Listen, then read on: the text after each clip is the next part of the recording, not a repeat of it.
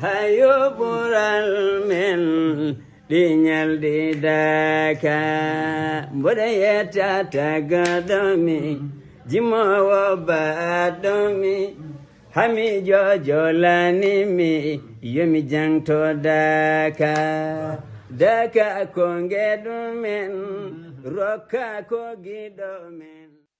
اللهم صل على سيدنا محمد الفاتح لما أغلق والخاتم لما سبق ناصر الحق بالحق والهادي إلى صراطك المستقيم وعلى آله حق قدره ومقداره العظيم. Chers amis téléspectateurs de Amani TV, nous sommes ravis de vous retrouver à travers notre émission Les visages de l'Islam. Aujourd'hui, nous allons parler du Daka de Médina Gounass, de ses multiples dimensions et de la dimension exceptionnelle de son fondateur, Al-Hajj Mohammed Saïd Ba. C'est l'occasion pour nous de faire nos ziyaras les plus fervents et les plus affectueux à notre maître, à notre cheikh, à notre oncle, Thierno Ahmed Tidiane Ba, ainsi qu'à toute sa famille et toute la communauté, en leur souhaitant un excellent Daka.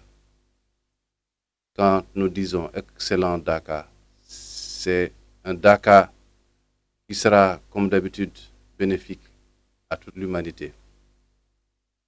Comme vous le savez, le Daka, c'est un rassemblement périodique, annuel, d'une dizaine de jours dans la brousse. De fidèles hommes qui n'ont qu'un seul objectif, adorer leur Seigneur en toute simplicité, en toute quiétude et avec tout le désintéressement nécessaire. En effet, selon la volonté du fondateur du Daka, Al-Hajj Mohammed Saïd Ba, radiyallahu anhu, le Daka doit se tenir dans cette localité qui a été choisie par le maître lui-même, de son vivant. Loin de tout bruit, loin de toute turpitude, loin de toute construction physique, loin de toute allusion à tout ce qui est mondain, à tout ce qui est trivial, pour une adoration saine et entière pour Allah subhanahu wa ta'ala. Au Daka, nous verrons des gens qui, dans le monde zahir, ont l'impression de détenir un quelconque pouvoir, une quelconque parcelle de richesse, un quelconque savoir, revenir à leur Seigneur dans des conditions de simplicité, dans des conditions d'humilité, dans des conditions d'abandon total à Allah subhanahu wa ta'ala. Au Daka, les fidèles ont une seule et unique guidée, ont une seule et unique direction, ont une seule et unique pensée, c'est d'adorer leur Seigneur dans le summum du recueillement, dans le summum de la concentration, dans le summum de la prière, et dans le summum de l'adoration. En effet, le Daka, sans risque de nous tromper, est unique au monde par la manière dont l'adoration y est pratiquée. Imaginez dans cet espace dénué de toute construction triviale, de toute mondanité, des hommes, uniquement des hommes, des centaines de milliers, faire une retraite de 10 jours pendant laquelle ils prient ensemble les 5 prières. Ils font ensemble les actes d'adoration surérogatoires comme la wazifa.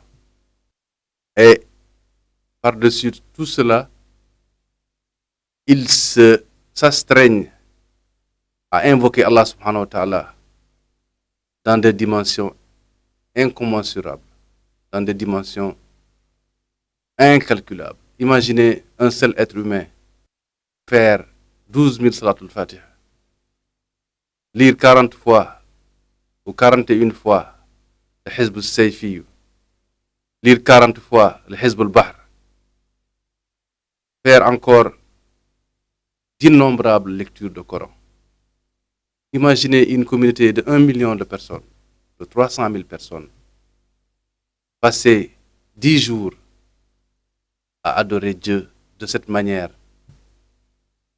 Vous-même, chers jeunes, chers adultes, chers musulmans de partout dans le monde, essayez-vous dans votre coin, pendant cette période de Dakar, à être en communion avec cette communauté, en vous astreignant à adorer votre Seigneur pendant 10 jours, en allant pendant 10 jours à la mosquée, en priant donc à l'heure et en groupe, en adorant votre Seigneur à travers les actes d'adoration surrogatoire et en priant abondamment sur le prophète sallallahu alayhi wa sallam. Voici là la meilleure arme contre tous les dangers, le meilleur bazooka contre toutes les craintes et le meilleur antidote pour tous les besoins et pour toutes les sollicitations que nous pouvons avoir sur terre et pour l'au-delà. En effet, Allah subhanahu wa ta'ala a mis en avant le zikr, l'adoration pieuse, comme étant le plus puissant moyen pour être sauvé. وإذا رأوا تجارة أو لهوا انفضوا إليها وتركوك قائما. Allah subhanahu wa ta'ala il a dit إذا نودي للصلاة من يوم الجمعة فاسعوا إلى ذكر الله وذروا البيع ذلكم خير لكم إن كنتم تعلمون فإذا قضيت الصلاة فانتشروا في الأرض وابتغوا من فضل الله واذكروا الله كثيرا لعلكم تفلحون. Cette dernière maxime du verset واذكروا الله كثيرا لعلكم تفلحون est quelque chose que nous avons toujours à avoir à l'esprit. Que pour être sauvé, pour être dans la citadelle de la salvation et de la félicité, nous ne pouvons pas nous empêcher de passer une bonne partie de notre temps à adorer Allah subhanahu wa ta'ala, à faire beaucoup de zikr. Dans le Coran, Allah subhanahu wa ta'ala nous revient souvent pour nous dire d'adorer le Seigneur et de l'invoquer abondamment. C'est l'un des rares moments où Allah subhanahu wa ta'ala nous dit de faire les choses avec abondance. En général, Allah subhanahu wa ta'ala nous enseigne la modération dans nos actes. Mais pour le zikr et pour l'adoration, Allah subhanahu wa ta'ala nous demande de le faire avec abondance. Cheikhouna Tijan Chérif, radiyallahu anhu, dans plusieurs de ses lettres, nous enjoint chaque jour de passer au moins 2 à 3 heures à adorer Allah subhanahu wa ta'ala. Et vous savez que l'adoration surrogatoire, elle n'est valide, elle n'est valable qu'après avoir bien accompli et correctement les actes d'adoration canoniques obligatoires comme la prière. Vous savez que l'adoration pieuse est la source de la sérénité du cœur, de la sérénité de l'âme, de l'apaisement. Vous savez que la force spirituelle qui est dans le regroupement en Allah subhanahu wa ta'ala et les invocations en Allah subhanahu wa ta'ala n'a pas d'égal. Vous savez que les guerres les plus meurtrières, les conflits les plus durables, les plus latents, les plus violents, ont toujours été résolus par la prière, par le dua, par l'adoration. Car l'adoration fabrique le citoyen et fait de lui un homme de lumière, un homme de paix, un homme de sérénité, un homme de droiture. Et c'est pourquoi nous ne remercierons jamais assez cette pépite qu'Allah a fait naître dans cette terre bénie qu'est le Sénégal. Notre maître, le maître Al-Hajj Mohamed Saïdou Ba, à qui Allah subhanahu wa ta'ala a inspiré d'instaurer cette retraite spirituelle unique au monde. Le Dakar nous rappelle notre condition d'être humain, faible, fauteur, plein de méfaits, plein de défauts, qui a toujours besoin de retourner à Allah subhanahu wa ta'ala. Le Dakar nous permet de magnifier, d'exécuter cet ordre d'Allah subhanahu wa ta'ala, cette injonction d'Allah subhanahu wa ta'ala. Fafirru ilallah. Fafirru ilallah. Accourez vers son Seigneur. Car aller au Dakar, c'est accourir vers son Seigneur. C'est aller déjà au paradis sur terre. C'est s'arrêter pendant un moment dans sa vie. Laisser tout ce qu'on avait et aller se brancher directement sur son Seigneur. Vous connaissez ces hadiths célèbres sur les assemblées de zikr, Jalsat zikr. Les anges qui parcourent la terre envoyés par Allah subhanahu wa ta'ala, qui aiguisent leur odorat et leur ouïe et leur vue et tous leurs signes récepteurs pour rechercher les assemblées où on invoque Allah subhanahu wa ta'ala. Vous savez, vous connaissez ce hadith qui est très long. Allah subhanahu wa ta'ala pose des questions à ses anges. Et ces anges qui lui répondent en lui disant, nous avons été au Dakar, nous avons trouvé, ou dans une autre assemblée, nous avons trouvé tel et tel et tel en train de vous adorer, en train de t'adorer, oh Allah subhanahu wa ta'ala, en train de demander ton pardon, en train de te glorifier. Et vous savez la promesse qu'Allah subhanahu wa ta'ala a faite aux adorateurs qui sont regroupés en Allah subhanahu wa ta'ala uniquement pour l'adorer. Le hadith est très long, nous n'allons pas nous y attarder. C'est une invite à aller lire ce hadith qui montre l'importance de tout laisser, de s'arrêter et d'aller adorer son Seigneur. Eh bien, le Dakar est la manifestation, l'une des plus éclatantes de ce hadith, qui est très connu, avec plusieurs versions. Le Dakar, c'est justement la manière pour nous, êtres humains, musulmans, mais fauteurs et en proie aux sollicitations diverses, en proie aux tentations, en proie à la turpitude ambiante, de nous ressaisir, de nous réarmer spirituellement, de nous réarmer humainement, de nous réarmer moralement, de revenir à l'essentiel et de devenir plus puissants face aux différents défis et aussi de nous prémunir des différentes catastrophes. Vous savez très bien, chers amis téléspectateurs, que tout ce dont nous venons de parler, ce sont des références du Coran où Allah subhanahu wa ta'ala s'adresse à ses serviteurs en les appelant à adorer Allah subhanahu wa ta'ala. C'est l'occasion de remercier Allah subhanahu wa ta'ala de nous avoir envoyé sur terre des êtres comme Sayyid Al-Hajj Mohamed Saïdou Ba, qui a institué cette retraite dont tout le monde a besoin. Encore plus aujourd'hui, face à tous les défis qui nous assaillent, face à la volonté des lobbies, à la volonté de plusieurs logiques animées par des intentions bizarres ou bien des intentions qui manifestement ne nous aident pas à avancer, de détruire notre manière de vivre, notre manière d'être, à la volonté de plusieurs logiques de nous détourner de l'essentiel, c'est-à-dire la face de notre Seigneur. Le Dakar, c'est à l'image de la prière que nous faisons 5 fois par jour, où nous nous arrêtons pour nous connecter à notre Seigneur, pour le louer, pour le glorifier, pour prier sur son être adoré, le prophète sallallahu alayhi wa sallam, à travers les 5 prières. Vous savez qu'Allah subhanahu wa ta'ala, tellement il connaît la condition de son être, nous avait enjoint à travers, lors de l'audience qu'il a accordée à notre prophète sallallahu alayhi wa sallam, de faire 50 prières par jour.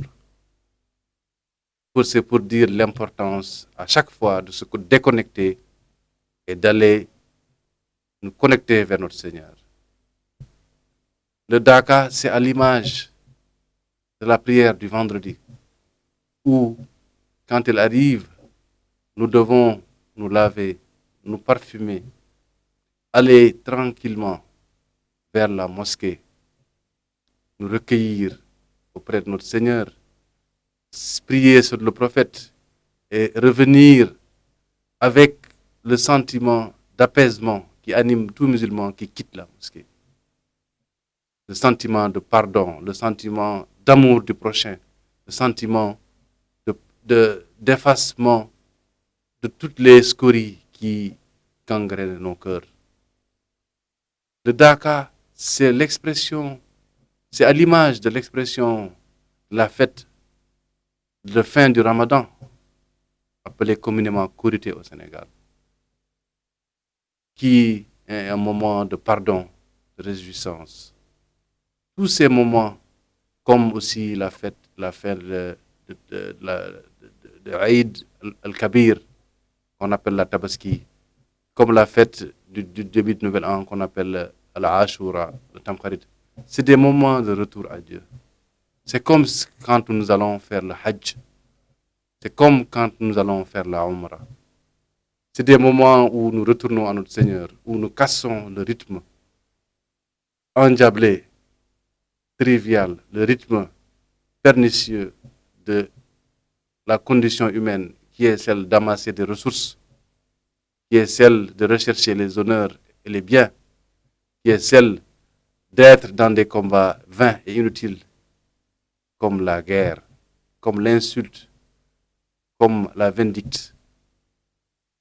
Le Daka nous rappelle le rassemblement de Arafat, où tous les musulmans sont réunis sur les pas du prophète sallallahu alayhi wa sallam à Jabal Arafat pour demander, implorer le pardon de leur Seigneur dans leur habit le plus simple, avec tous leurs biens, avec tous leurs honneurs laissés de côté. Le Daka, c'est tout simplement un appel au retour à Allah subhanahu wa ta'ala. C'est pourquoi, chers jeunes, chers concitoyens, chers musulmans du monde entier, je vous appelle à vous brancher de près si vous pouvez en vous rendant au Daka, mais aussi peut-être de loin si vous ne pouvez pas y aller, en prenant une partie de votre temps et en retournant à votre Seigneur à travers le recueillement, à travers le pardon, à travers les invocations multiples, à travers la prière sur le prophète sallallahu alayhi wa sallam. Ce sont là des outils qui nous permettent de nous repositionner dans l'essentiel, c'est-à-dire une condition humaine heureuse, bénie, marquée du sceau de la miséricorde et du pardon. Un élément essentiel pour le bien-être social et pour le développement harmonieux de la société. Qu'Allah subhanahu wa ta'ala nous rétribue notre maître, le Cheikh Al-Hajj Mohamed Saïd Ba, qui est l'inspirateur de cette retraite. Au sens où vont les choses, au rythme où vont les choses, tout le monde a besoin du Daka. Mettons de côté les chapelles, mettons de côté les obédiences. Saisissons le sens du Daka, le principe du Daka. C'est le principe de rassembler des êtres humains pour aller vers leur Seigneur. C'est donc un principe universel de retour à l'essentiel. C'est un principe auquel le prophète sallallahu alayhi wa sallam nous a invités. Allah subhanahu wa ta'ala nous a appelés dans la sourate Al-Fatiha et nous a demandé de lui demander, lui Allah subhanahu wa ta'ala, Ihdina as-sirat al-mustaqim. Allah subhanahu wa ta'ala est revenu dans un autre verset dire du prophète sallallahu alayhi wa sallam, wa innaka latahdi ila sirat al-mustaqim. Allah subhanahu wa ta'ala nous a demandé dans la Fatiha de lui demander de nous guider sur le droit chemin. Et dans un autre verset, il a dit au prophète sallallahu alayhi wa sallam, certes, tu es celui qui guide vers le droit chemin. Et dans la sourate Yasin, il dit, Yasin, wal Qur'an al-Hakim, innaka lamin al-mursalin, ala sirat al-mustaqim. Donc, le prophète sallallahu alayhi wa sallam lui-même, qui est le porte-étendard de la demande de la guider vers le droit chemin, lui-même qui a été désigné comme celui qui guide vers le droit chemin, et d'abord sur le droit chemin. Innaka lamin al-mursalin, certes tu es parmi les envoyés, ala sirat al-mustaqim, sur le droit chemin.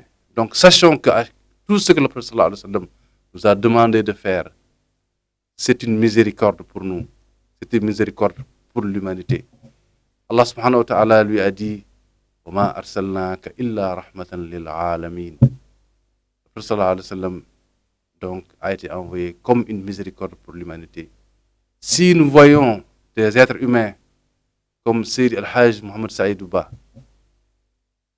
nous inviter à suivre les pas du prophète à travers cette retraite spirituelle, nous devons le comprendre comme étant une volonté d'Allah subhanahu wa ta'ala à travers Sirajuddin de nous rappeler à l'essentiel et de nous y enjoindre.